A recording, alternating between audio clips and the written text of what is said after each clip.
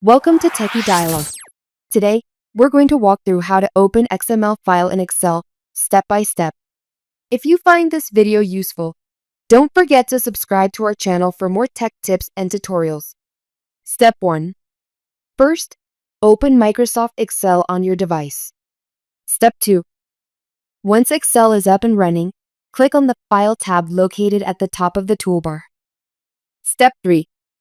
In the File menu, click on Open and then select Browse to find the XML file on your device. Step 4. Navigate to the location of your XML file, select it, and then click Open. Step 5.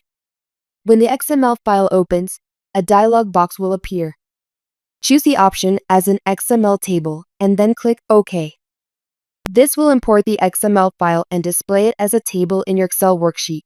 And that's it. Thanks for watching and stay tuned for more updates.